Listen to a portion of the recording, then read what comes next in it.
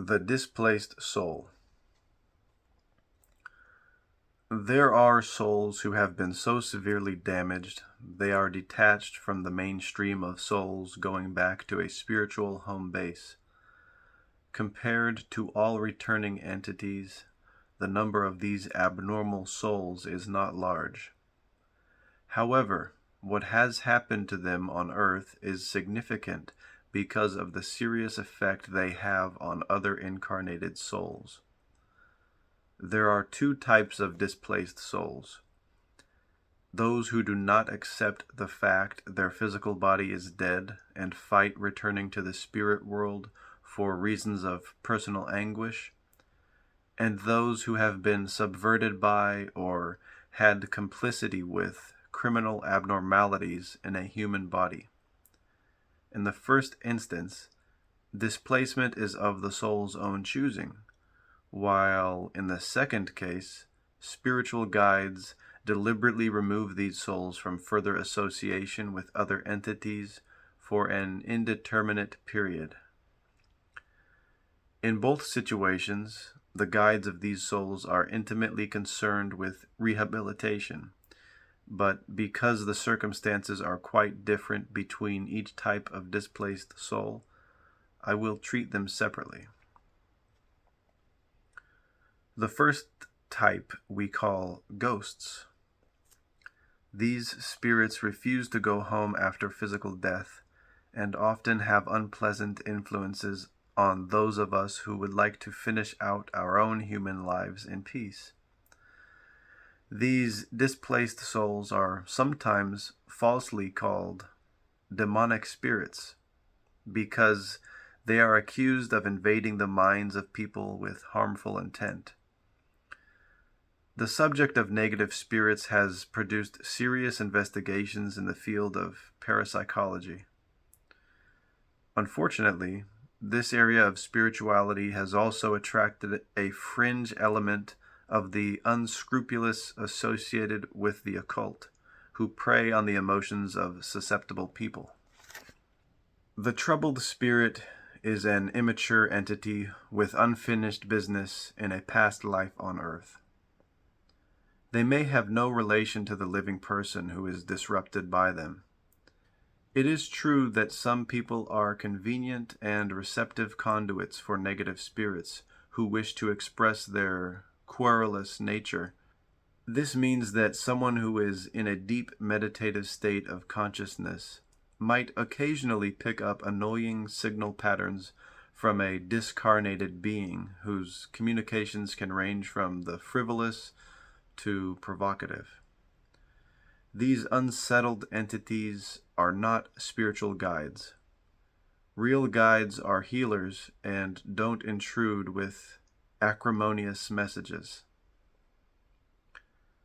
More often than not, these uncommon haunted spirits are tied to a particular geographic location. Researchers who have specialized in the phenomena of ghosts indicate those disturbed entities are caught in a no man's land between the lower astral planes of Earth and the spirit world. From my own research, I don't believe these souls are lost in space, nor are they demonic. They choose to remain within the Earth plane after physical death for a time by their own volition due to a high level of discontent. In my opinion, they are damaged souls because they evidence confusion, despair, and even hostility to such an extent they want their guides to stay away from them. We do know a negative, displaced entity can be reached and handled by various means, such as exorcism, to get them to stop interfering with human beings. Possessing spirits can be persuaded to leave and eventually make a proper transition into the spirit world. If we have a spirit world governed by order, with guides who care about us, how can maladaptive souls who exert negative energy upon incarnated beings be allowed to exist? One explanation is that we still have free will, even in death. Another is that since we endure so many upheavals in our physical universe, then spiritual irregularities and deviations from the normal exodus of souls ought to be anticipated as well. Also, ghosts only represent a divided portion of a disturbed soul's energy, while the rest has returned to the spirit world for reunification. Discarnate, unhappy spirits who trap themselves are possibly part of a grand design. When they are ready, these souls will be taken by the hand away from Earth's astral plane and guided to their proper place in the spirit world. I turn now to the far more prevalent second type of disturbed soul. These are souls who have been involved with evil acts. We should first speculate if a soul can be considered culpable or guilt-free when it occupied the offending criminal brain. Is the soul mind or human ego responsible, or are they the same? Occasionally, a client will say to me, "I feel possessed by an inner force which tells me to do bad things." There are mentally ill people who feel driven by opposing forces of good and evil over which they believe they have no control. After working for years with the superconscious minds of people under hypnosis, I have come to the conclusion that the five-sensory human can negatively act upon a soul's psyche. We express our eternal self through dominant biological needs and the pressures of environmental stimuli which are temporary to the incarnated soul. Although there is no hidden, sinister self within our human form, some souls are not fully assimilated. People not in harmony with their bodies feel detached from themselves in life. This condition does not excuse souls from doing their utmost to prevent evil involvement on earth. We see this in human conscience. It is important we distinguish between what is exerting a negative force on our mind and what is not. Hearing an inner voice which may suggest self-destruction to ourselves or someone else is not a demonic spiritual entity, an alien presence, nor a malevolent renegade guide. Negative forces emanate from ourself. The destructive impulses of emotional disorders, if left untreated, inhibit soul development. Those of us who have experienced unresolved personal trauma in our lives carry the seeds of our own destruction. This anguish affects our soul in such a way that it seems we are not whole. For instance, excessive craving and addictive behavior, which is the outgrowth of personal pain, inhibits the expression of a healthy soul and may even hold a soul in bondage to its host body. Does the extent of contemporary violence mean that we have more souls, quote unquote, going wrong today than in the past? If nothing else, our overpopulation and mind-altering drug culture should support this conclusion. On the positive side, Earth's international level of consciousness toward human suffering appears to be rising. I've been told that in every era of Earth's bloody history, there has always been a significant number of souls unable to resist and successfully counter human cruelty. Certain souls whose hosts have a genetic disposition to abnormal brain chemistry are particularly at risk in a violent environment. We see how children can be so damaged by physical and emotional family abuse that, as adults, they commit premeditated acts of atrocity without feelings of remorse. Since souls are not created perfect, their nature can be contaminated during the development of such a life form. If our transgressions are especially serious, we call them evil. My subjects say to me, no soul is inherently evil, although it may acquire this label in human life. Pathological evil in humans is characterized by feelings of personal impotence and weakness, which is stimulated by helpless victims. Although souls who are involved with truly evil acts should generally be considered at a low level of development, soul immaturity does not automatically invite malevolent behavior from a damaged human personality. The evolution of souls involves a transition from imperfection to perfection based upon overcoming many difficult body assignments during their task-oriented lives. Souls may also have a predisposition for selecting environments where they consistently don't work well or are subverted. Thus, souls may have their identity damaged by poor life choices. However, all souls are held accountable for their conduct in the bodies they occupy. We will see in the next chapter how souls receive an initial review of their past life with guides before moving on to join their friends. But what happens to souls who have, through their bodies, caused extreme suffering to another? If a soul is not capable of ameliorating the most violent human urges in its host body, how is it held accountable in afterlife? This brings up the issue of being sent to heaven or hell for good or bad deeds, because accountability has long been part of our religious traditions. On the wall of my office hangs an Egyptian painting, the judgment scene, as represented in the Book of the Dead, which is a mythological ritual of death over 7,000 years old. The ancient Egyptians had an obsession with death and the world beyond the grave, because in their cosmic pantheon, death explained life. The picture shows a newly deceased man arriving in a place located between the land of the living and the kingdom of the dead. He stands by a set of scales about to be judged for his past deeds on earth. The master of ceremonies is the god Anubis, who carefully weighs the man's heart on one pan of the scale against the ostrich feather of truth on the opposite side. The heart, not the head, represented the embodiment of a person's soul conscience to the Egyptians. It is a tense moment. A crocodile-headed monster is crouched nearby with his mouth open, ready to devour the heart if the man's wrongs outweigh the good he did in life. Failure at the scales would end the existence of this soul.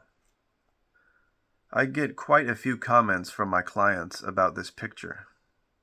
A metaphysically oriented person would insist no one is denied entrance into the kingdom of afterlife, regardless of how unfavorably balanced the scales might be toward past conduct. Is this belief true? Are all souls given the opportunity to transmute back into the spirit world the same way, irrespective of their association with the bodies they occupied? To answer this question, I should begin by mentioning that a large segment of society believes all souls do not go to the same place. More moderate theology no longer stresses the idea of hellfire and brimstone for sinners. However, many religious sects indicate a spiritual coexistence of two mental states of good and evil. For the quote-unquote bad soul, there are ancient philosophical pronouncements denoting a separation from the God essence as a means of punishment after death. The Tibetan Book of the Dead, a source of religious belief thousands of years older than the Bible, describes the state of consciousness between lives, the bardo, as a time when the evil we have perpetrated projects us into spiritual separation. If the peoples of the East believed in a special spiritual location for evildoers, was this idea similar to the concept of purgatory in the Western world?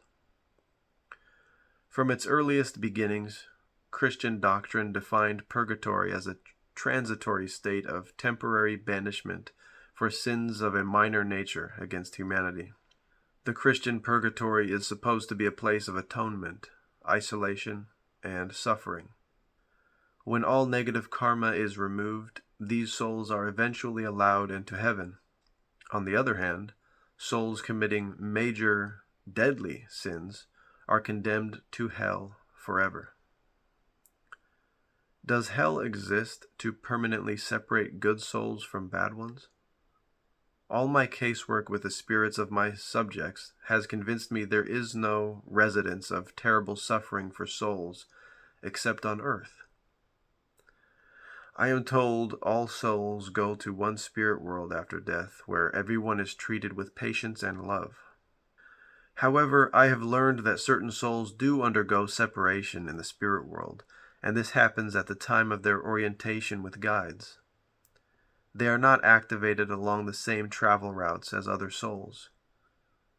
Those of my subjects who have been impeded by evil report that souls whose influence was too weak to turn aside a human impulse to harm others will go into seclusion upon re-entering this spirit world. These souls do not appear to mix with other entities in the conventional manner for quite a while. I have also noticed that those beginner souls who are habitually associated with intensely negative human conduct in their first series of lives must endure individual spiritual isolation. Ultimately, they are placed together in their own group to intensify learning under close supervision. This is not punishment, but rather a kind of purgatory for restructuring of self-awareness with these souls. Because wrongdoing takes so many forms on earth, spiritual instruction and the type of isolation used is varied for each soul. The nature of these variations, apparently, is evaluated during orientation at the end of each life. Relative time of seclusion and re-indoctrination is not consistent either. For instance, I have had reports about maladjusted spirits who have returned back to Earth directly after a period of seclusion in order to expunge themselves as soon as possible by a good incarnated performance. Here is an example as told to me by a soul who was acquainted with one of these spirits. Do souls bear responsibility for their involvement with flawed human beings who injure others in life? Yes, those who have wronged others savagely in a life. I knew one of those souls. What do you know about this entity? What happened after this soul returned to the spirit world following that life? He had hurt a girl terribly and did not rejoin our group. There was extensive private study for him because he did so poorly while in that body. What was the extent of his punishment? Punishment is a wrong interpretation. It's regeneration. You have to recognize this as a matter for your teacher. The teachers are more strict with those who have been involved with cruelty. What does more strict mean to you in the spirit world? Well, my friend didn't go back with us, his friends, after this sad life where he hurt this girl. Did he come through the same spiritual gateway as yourself when he died? Yes, but he did not meet with anybody. He went directly to a place where he was alone with the teacher. And what happened to him? After a while, not long, he returned to Earth again as a woman, where people were cruel, physically abusive. It was a deliberate choice. My friend needed to experience that. Do you think this soul blamed the human brain of his former host body for hurting the girl? No, he took what he had done back into himself. He blamed his own lack of skill to overcome the human failings. He asked to become an abused woman himself in the next life to gain understanding, to appreciate the damage he had done to the girl. If this friend of yours did not gain understanding and continued involving himself with humans who committed wrongful acts, could he be destroyed as a soul by someone in the spirit world?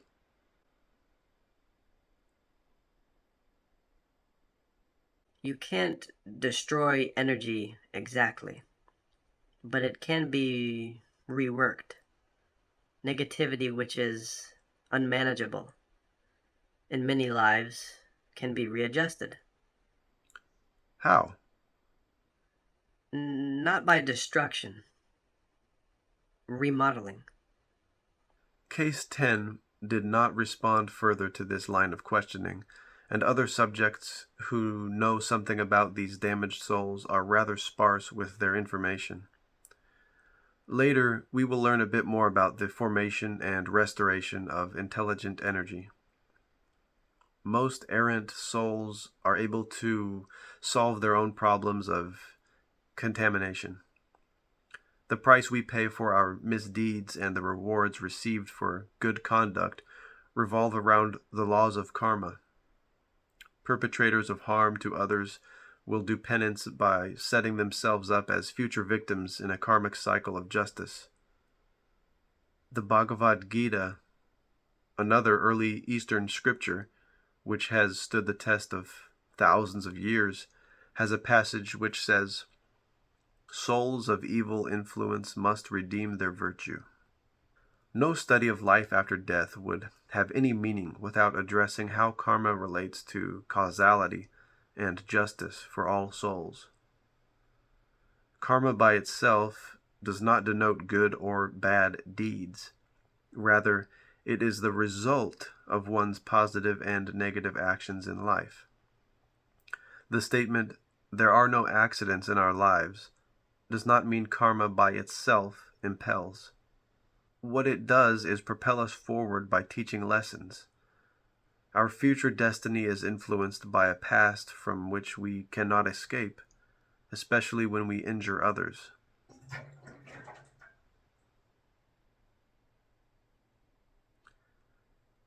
The key to growth is understanding we are given the ability to make mid-course corrections in our life and having the courage to make necessary changes when what we are doing is not working for us. By conquering fear and taking risks, our karmic pattern adjusts to the effects of new choices. At the end of every life, rather than having a monster waiting to devour our souls, we serve as our most severe critic in front of teacher guides. This is why karma is both just and merciful.